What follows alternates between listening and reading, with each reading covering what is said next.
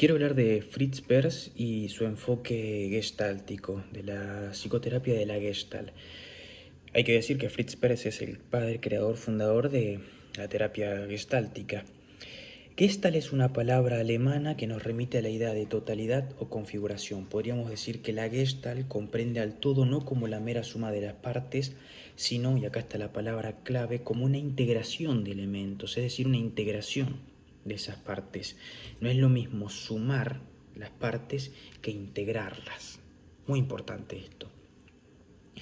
También hay que decir que para Peirce la terapia gestáltica es un enfoque, digamos, fenomenológico existencial no interpretativo, y acá se diferencia del psicoanálisis, donde el analista interpreta.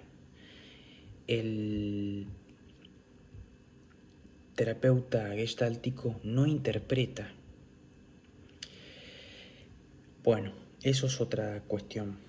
También hay que decir que uno de los conceptos fundamentales, por así decirlo, cúlmines máximos de la Gestalt es el aquí y el ahora. La Gestalt trabaja en el aquí y ahora. Esto significa que al poner un énfasis en el aquí y ahora, la Gestalt rechace el pasado. No. Otra diferencia con el psicoanálisis. El psicoanálisis le importa muchísimo el pasado. Él comprende que en el presente hay una historia que se fue tejiendo. Perdón, en el presente hay algo que se fue tejiendo en una historia. Peirce, la crítica que hace es que dice que el psicoanálisis confunde recuerdo con historia, como si fuesen la misma cosa. La Gestalt no rechaza el pasado, simplemente que la Gestalt al pasado lo presentifica, lo trae al presente. Trabaja en el aquí y ahora. Acá por eso existencial, porque le pone un énfasis a la experiencia del sujeto mediante su percepción de las cosas, no tanto lo que se puede retomar de esa historia, sino aquello que el sujeto percibe y experimenta. La experiencia del sujeto es muy importante en la Gestalt. También decir que para Peirce la personalidad está compuesta o constituida por capas, podríamos decir máscaras. Todas estas máscaras, por eso es importante la palabra integración, lo que hacen es, lo que hace una capa, ¿qué hace una máscara? Sino ir ocultando, ir tapando. Todas estas máscaras nos funcionan para las cuestiones sociales, para acá, para allá, pero dejan oculta muy en el fondo, palabra importante, fondo, nuestro ser, lo que somos. ¿Por qué digo el fondo? Porque la Gestalt también tiene unos conceptos que es figura y fondo. Figura es el enfoque, lo que está... Miren esto, vamos a ejemplificarlo. Yo les pongo esto delante. Bueno, mejor esto que es más sólido, porque lo es transparente encima. Les pongo esto delante. Esto se hace figura. Es decir, ustedes se están focalizando en esto, pero si me miran a mí, buenas tardes, el fondo, que soy yo que quedé atrás, se hace figura. Es como si yo ahora tomase presencia por encima de lo que está delante de ustedes. Esos son los conceptos de figura-fondo de la Gestalt. Nos sirven un montón estos. En otro video podemos hablar de esto. Pero retomémonos a la cuestión de la personalidad entendida como constitución de capas o de máscaras. Máscaras lo utilizo yo, la verdad, para entenderlo mejor, pero Peirce utiliza capas. Una de las capas, por ejemplo, es la de los roles, el juego de roles. ¿Qué es el juego de rol? Y las máscaras que tenemos. Yo soy uno siendo estudiante, soy uno siendo hijo, soy uno siendo novio, soy uno siendo amigo. Son los roles que ocupamos en diferentes posicionamientos, ¿no? Esa es la de los roles. Otra es la del impasse. ¿Qué es el impasse? Es como una forma de evitación. Esto es bastante complejo, pero uno de los impasse típicos son las fobias. Comúnmente, generalmente nosotros entendemos las fobias como miedo exacerbado a una determinada cuestión o lo que sea.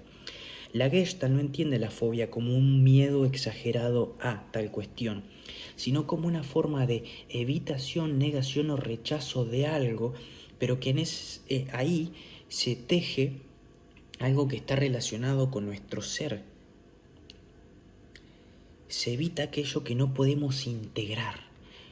Voy a utilizar un ejemplo y espero ser claro y discúlpenme si no soy claro y se puede llegar a malinterpretar. La homofobia, por ejemplo, no es un miedo exagerado a las personas que aman a las personas de su mismo sexo, en absoluto. Quizás el que experimenta, el que padece la homofobia, hay algo que no está logrando integrar de aquello. Quizás una identificación que no puede tolerar, por eso la rechaza y la evita. Hasta ahí la dejo. Voy a utilizar otro ejemplo. Por ejemplo, el miedo a las alturas, la fobia a las alturas. Quizás no es verdaderamente un miedo a las alturas por una cuestión de estrictamente miedo a las alturas, sino que es en ese miedo a las alturas, en esa fobia a las alturas, en realidad hay, por ejemplo, puede haber un miedo en realidad a la exposición o a la mera vulnerabilidad de verse en un espacio tan abierto donde uno en la altura parece que ve todo pequeño bajo, pero en realidad uno es quien se siente pequeño ante la inmensidad de todo lo que está abajo. Puede ser una cuestión, ¿no? Que se puede experimentar. Esto tiene que ver de acuerdo al sujeto, etcétera. Yo estoy como ejemplificando para tratar de ser un poco más claro. Pero bueno, retomemos, esto lo de las capas. Todo esto, ¿para qué nos sirve? Para entender, para que el paciente pueda lograr tomar responsabilidad de sus conductas, de sus formas de experimentar y relacionarse en la vida, sus posicionamientos existenciales. ¿Cómo toma responsabilidad el sujeto de su vida? ¿Cómo toma responsabilidad? Mediante el awareness. ¿Qué es el awareness? El darse cuenta, lo traducimos nosotros, el darse cuenta, ese clic, ese insight. Esto no se da así de manera tan simple como, che, date cuenta, el típico amiga, date cuenta. No, eso es un proceso arduo y complejo en el que el sujeto tiene que ir experimentando, reconociendo, integrando aquello. No solo que es nutritivo, acá la palabra nutritiva es clave, o rechazando o evitando aquello que es tóxico, que también esta palabra es clave. ¿Por qué digo que es clave? Porque esto aparece en un concepto, en un libro que creo que se llama Yo, hambre y agresión. El concepto de agresión, Fritz, es muy interesante, pueden leerlo.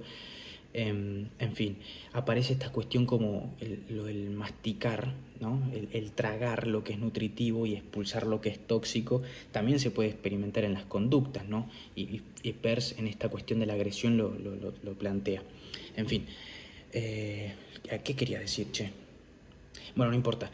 En este darse cuenta, tomar responsabilidad mediante el awareness, es un proceso complejo donde uno tiene que integrar aquello que no puede, no quiere o por determinada cuestión evita, rechaza, niega, y aceptar aquello que sí es nutritivo y evitar lo tóxico. Bueno, es bastante complejo, es bastante largo, hay muchísimo para hablar. Quería solamente hacer como una vomitada, volviendo a estos conceptos del masticar y todo, del enfoque gestáltico desde Fritz Perls, que es su creador.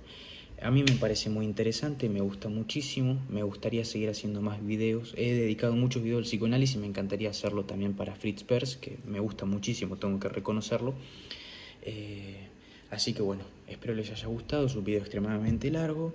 Seguramente a esta altura del video estaré hablando solo y nadie lo vio, pero les mando un abrazo. Fritz Perls, acuérdense, enfoque gestáltico. Un abrazo.